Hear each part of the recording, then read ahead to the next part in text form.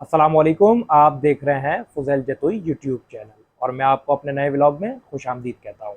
सबसे पहले हम बात करते हैं लंदन प्रॉपर्टी केस के हवाले से, जो कि लंदन प्रॉपर्टी केस जैसे कि आप सबके इल्म में है कि एमक्यूएम पाकिस्तान के हक़ में ये फ़ैसला आया था, लेकिन बहुत से लोगों ने, सीनियर सियासतदान समेत आम शहरियों ने, आम पब्लिक ने इस पर डिबेट की है और इस पर बड़े एतराज़ात हैं और एतराज़ात हर तरह से है कि मतलब बहुत सी ऐसी चीज़ें हैं जिनको पुटअप नहीं किया गया, जिनको ऑन बोर्ड नहीं लिया गया, जिस पर डिस्कशन नहीं हुई। खैर, वो तो कानूनी पेचीदगियाँ हैं, वो अपनी जगह हैं। और लेकिन मुस्तफ़ा अज़ीज़ाबादी की जानिब से ये कहा जा रहा है कि कुछ ही दिनों में लंदन प्रॉपर्टी केस के हवाले से जो है वो अहम पेशरफ्त होने वाली है, क्योंकि जैसा कि आपको पता है कि एमक्यूएम अल्ताफ़ हुसैन की जमात से, मतलब जो एमक्यूएम अल्ताफ़ हुसैन है, उन्होंने तो पहले ही कहा था कि हम चैलेंज करेंगे, हम अपील करेंगे इस फैसले पे, हम चैलेंज करेंगे इस चीज़ को।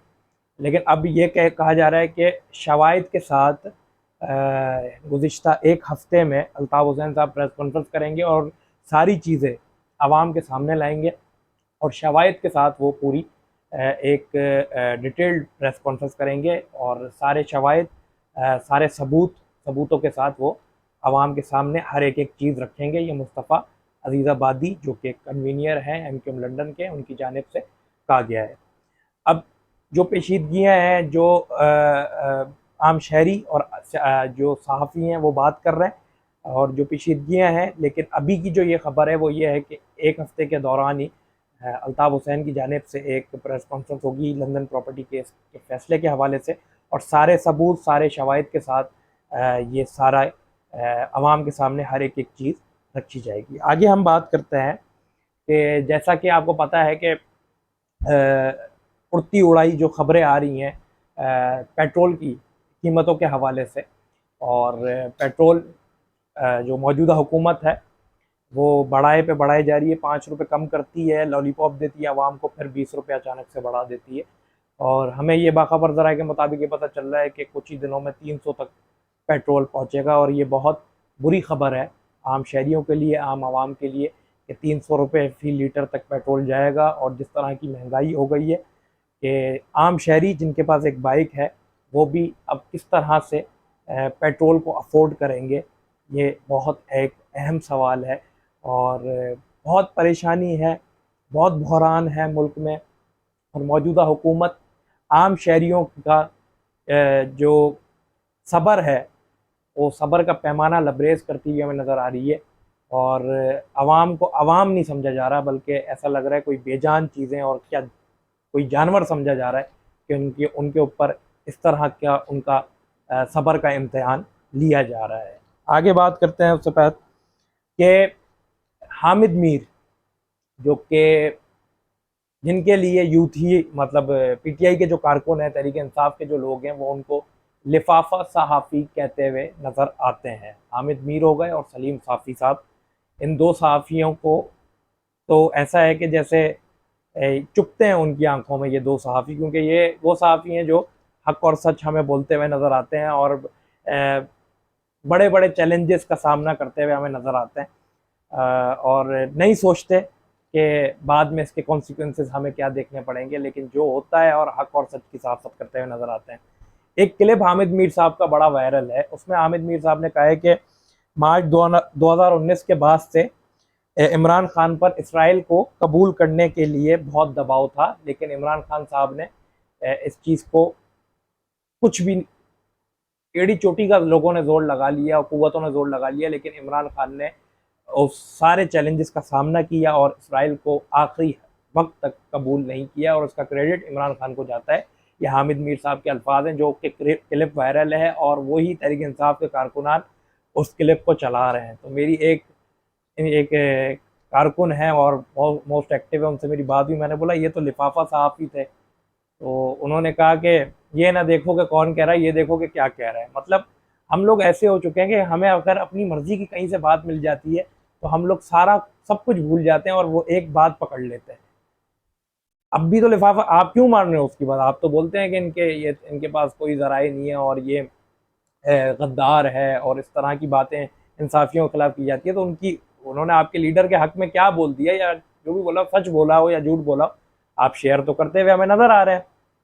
तो फिर आप अगर इख्तलाफ रख रहे हैं तो आप उनकी बात पर यकीन भी ना करें, यकीन तो आप कर रहे हैं। खैर बहरहाल आगे बात करते हैं कि आपको पता है जैसा कि अल्ताफ हुसैन के ऊपर जो पाबंदी लगाई गई थी वो लाहौर हाई कोर्ट ने पाबंदी लगाई थी, लेकिन अब एक अहम खबर है। वो अहम खबर क्या है कि लाहौर हाई कोर्ट ने बगावत का जो कानून था जिसके तहत अल्ताफ हुसैन पर पाबंदी लगाई गई थी, उस कानून को ही लाहौर हाई कोर्ट ने कलअदब करार दे दिया है।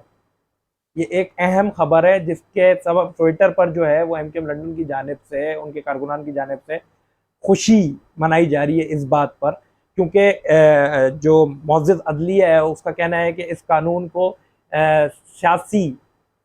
सियासत में यूज़ किया जा रहा था और सियासी हवाले से इस कानून को इस्तेमाल किया जा रहा था और मिसयूज़ किया जा रहा था इस कानून का। क्योंकि अगर मौजूदा हुकूमत के बारे में कोई कह रहा है तो उसके ऊपर ये बगावत का सेक्शन लगा के उसको अंदर एफआईआर की जा रही है और इस तरह के मामला किए जा रहे हैं। और हर किसी को अदलिया की जानिब से कहा गया हर किसी को इज़हार राय की आज़ादी होनी चाहिए।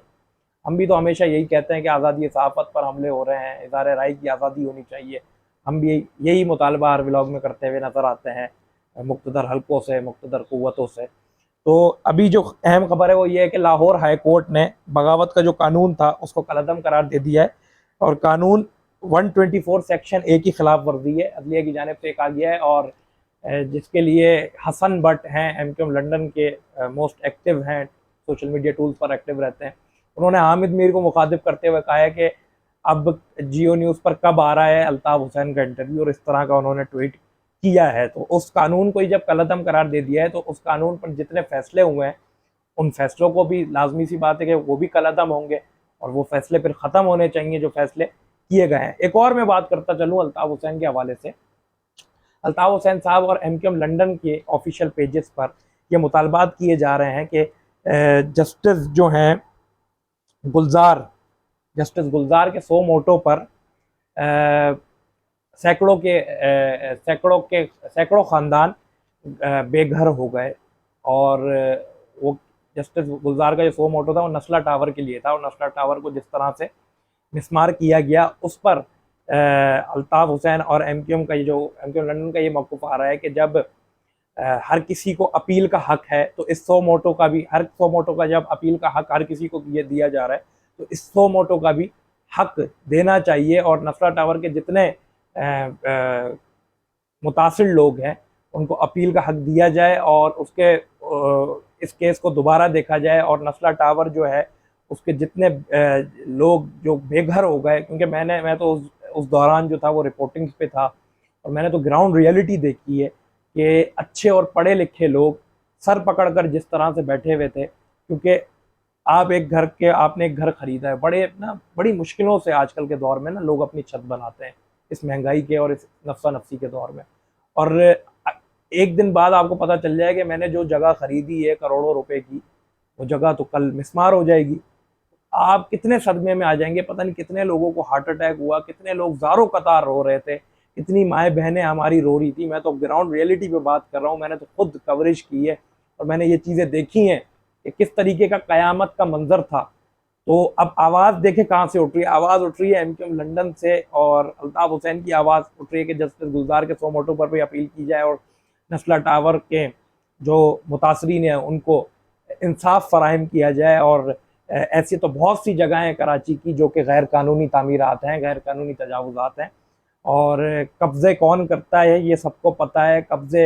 कब्ज़ों में सबसे आगे कौन होता है यह सबको पता है, कब्ज़ों की सहूलतकारी कौन करता है ये सबको पता है, कराची के एक एक शहरी को पता है। लेकिन बोलता इसलिए कोई नहीं है कि हर कोई अपनी जान की अमान पाता है। मैं जिस तरह इशारा कर रहा हूँ समझदार लोग समझ जाएंगे कि कितने लोगों ने किस हद तक कब्ज़े किए हुए हैं और कहाँ कहाँ कब्ज़े किए हुए हैं और कितना खुलेआम कब्ज़े किए हुए हैं। 1 एकड़ अगर ज़मीन खरीदते हैं तो 3 एकड़ कब्ज़ा की जाती है। तो ये सारे जो सिनेरियोज़ हैं वो आवाम के सामने है। लेकिन नस्ला टावर के हक़ में अल्ताफ हुसैन और उनकी जो कैबिनेट है वो हमें बोलती हुई नज़र आ रही है और उनका जस्टिस गुलजार के 100 मोटो पे भी अपील का जब हक़ हर किसी को हासिल है तो इन मुतासरीन को भी हक़ हासिल होना चाहिए।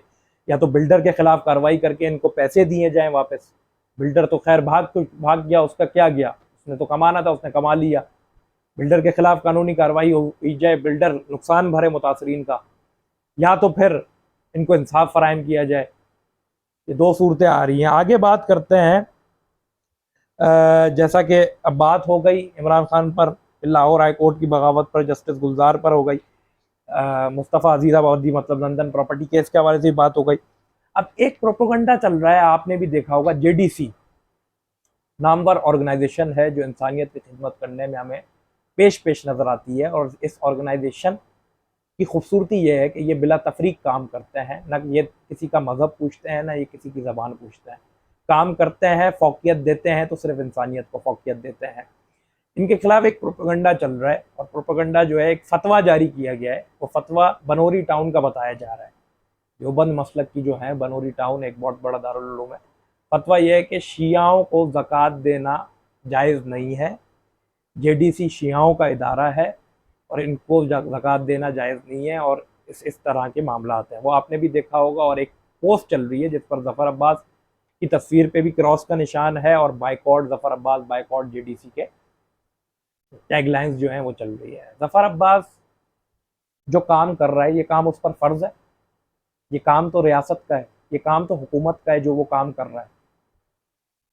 साइट एरिया में जो लोग 1000 रुपये के लिए और एक माह के राशन के लिए, जो हमारी बहनों की तस्लील की गई, जो हमारी माएँ बहनें हलाक हुई, जो नालों में गिरी, उनको 1-1 लाख रुपए दिया ज़फ़र अब्बास ने अपने एक डोनर से लेकर।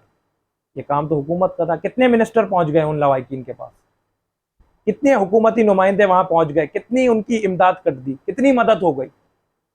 जो काम कर रहा है आप उसको ही दीवार से लगाने की बात कर रहे हो। जो काम कर रहा है आप उसके लिए ही ट्रेंड चला रहे हो, उसके लिए ही प्रोपेगेंडे फैला रहे हो। कितने अफसोस की बात है, जहां से ये आया है उनके जय्यद मुफ्ती नईम साहब मिलाद में भी जेडीसी के हर एक प्रोग्राम में पेश रहते थे, वहां अफ्तारी सहरी करते हुए हमें नजर आते थे। और चाहे वो कुर्बानी प्रोग्राम हो, चाहे वो राशन का प्रोग्राम हो, चाहे वो ईद के कपड़ों के हवाले से प्रोग्राम हो, हर जगह हमें पेश नजर आते थे। अगर शियाओं के साथ बैठना हराम है, शियाओं को ज़कात देना हराम है, तो मुफ्ती नईम आपके जो जय्यद आलिम है, मरहूम, अल्लाह उनके दर्जात बुलंद करे, वो क्यों आते थे? मतलब फिर आप इंतहा पसंदी फैला रहे हो, फिर आप फिरके की बुनियाद ला रहे हो, फिर आप फिरके की तफरीक फैला रहे हो। इतनी मुश्किलों से कराची के लोग इकट्ठा हुए हैं, इतने मुश्किलों से फिरका वारियत ख़त्म हुई है, इतनी मुश्किलों से ज़बान की तफरीक ख़त्म हुई है, आप फिर उसी आग को फैलाना चाह रहे हो। ये जो इंतहा पसंद अनासिर हैं, जो कि हर फिरके में होंगे यकीनन, इनको फिलफोर होश के नाखून लेने चाहिए। आगे बात करते हैं, और ये जो इससे कोई फ़र्क नहीं पड़ने वाला जहाँ ज़फ़र अब्बास को, वो मर्द मुजाहिद काम करता रहेगा, और उसका मकसद काम करना है। उसके ऊपर जितने प्रेशर्स हैं, जितने चैलेंजेस का वो सामना कर रहा है, जितने धमकियों का वो सामना कर रहा है, शायद ही कोई और करे। वो हिम्मत वाला शख्स है, अल्लाह उसका हामी व नासिर है। वो काम करता रहेगा, इंसानियत की खिदमत कर रहा है, हर तरह से वो काम करता हुआ हमें नज़र आ रहा है। जो हुकूमत का काम है, हुकूमत को डूब मरना चाहिए, मौजूदा हुकूमत को, सूबाई हुकूमतों को डूब मरना चाहिए। एक छोटे सा इदारा इतना जब काम कर सकता है, तो आपके पास तो सारे इख्तियारात हैं। अगर आप लोग करप्शन करना छोड़ो ना, तो ऐसा ही काम करो, आप भी आवाम की खिदमत ऐसी ही करो। ज़फ़र अब्बास अपनी जेब से तो नहीं कर रहा ना ये काम, डोनर्स दे रहे हैं ना, डोनर्स दे रहे हैं तो काम हो रहा है। और इतने अक्सरियत में हर प्रोग्राम जेडीसी का क्यों कामयाब हो रहा है? क्योंकि उसमें वो अवाम का सोच रहे हैं, नेक नियति से काम स्टार्ट करते हैं, अल्लाह उनकी मदद करता है। आगे बात करते हैं मरदम शुमारी के हवाले से। फारूक सत्तार साहब और MK पाकिस्तान की जानिब से ये मौक़िफ़ आ रहा है कि मरदमशुमारी अगर सही नहीं गिनी गई तो हम आवाम की अदालत रोड पर लगाएंगे, और रोड पर लगाएंगे आवाम की अदालत। और इस तरह के ट्वीट्स और इस तरह के मुतालबात किए जा रहे हैं। मैं आपको पिछले व्लॉग्स में बता चुका हूँ। अगर 2013 के हवाले से देखा जाए तो नादरा से जो डेटा कलेक्ट हुआ था, उस टाइम 2.25 करोड़ की आवाम थी। 2.25 करोड़ नादरा के डेटा के बकौल गिना गया था। अगर आप उसको भी हिसाब पे लगाओ तो अब 3.5 से 4 करोड़ की आबादी है कराची में, जो कि हमारे कराची सिंध के मुख्तलिफ शहरों से भी यहाँ लोग सेटल्ड हो चुके हैं। और कराची वाले, फिर दूसरी कौमियत के लोग जो एक गुलदस्ते की मानंद है, वो सारे रहते हैं। तो अगर देखा जाए तो 3.5 से 4 करोड़ की आबादी है। लेकिन मैंने आपको पहले ही कहा था कि ये लॉलीपॉप दे चुके हैं, सिंध हुकूमत ने अपना काम कर दिया है। 2 करोड़ से ज़ायद की कराची वालों को नहीं गिना जाएगा, नहीं शुमार किया जाएगा, 2 करोड़ से ज़ायद नहीं दिखाया जाएगा। और बहुत से लोगों ने तो मरदमशुमारी नहीं करवाई डर के मारे कि हमारा डेटा जा रहा है ये वो। आप अगर मरदमशुमारी हर किसी का मसला है, सिर्फ मेरे घर का मसला नहीं है, पूरे कराची का मसला है। मरदमशुमारी में जितने लोगों के उतना ही बजट मिलेगा। आप जब अपने आप को शुमार नहीं करवाओगे, जब हुकूमत में आपका डेटा ही नहीं होगा, हुकूमत आपको देखेगी नहीं, तो कैसे फंड देगी, कैसे बजट देगी? तो ये सारे मामला हैं। डॉटर ऑफ द ईस्ट किताब जो है, जिसमें बेनज़ीर साहिबा ने ये लिखा था कि 5 पंजाबी जजेस हैंग्ड और किल्ड माय सिंधी फादर। ये मैं एक प्रोग्राम देख रहा था, मतीउल्लाह जान मारूफ साहफी हैं, उसमें एक मुकला था और एक सहाफ़ी थे, इन तीन की डिबेट चल रही थी, जिस पर ये लिखा है कि 5 पंजाबी जजेस, मतलब अदलिया अगर आज़ाद है, और अदलिया, और एक उन्होंने मुतालबा भी किया है, वकला जो हैं, वकील जो हैं, कि 5 जजेस का ट्रायल होना चाहिए, उनकी कब्रों का ट्रायल होना चाहिए। ये कहा है उन्होंने।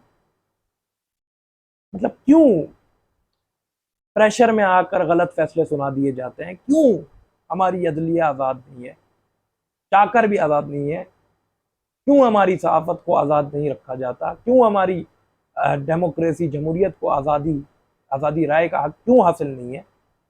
इस पर हम बात करें तो गद्दार वतन, तौहीन अदालत के बहुत सी बातें निकल आएंगी बाहर, तौहीन अदालत लगा दी जाएगी, गद्दार वतन का टैग दे दिया जाएगा। हक और सच ना बोलोगे तो मार दिए जाओगे।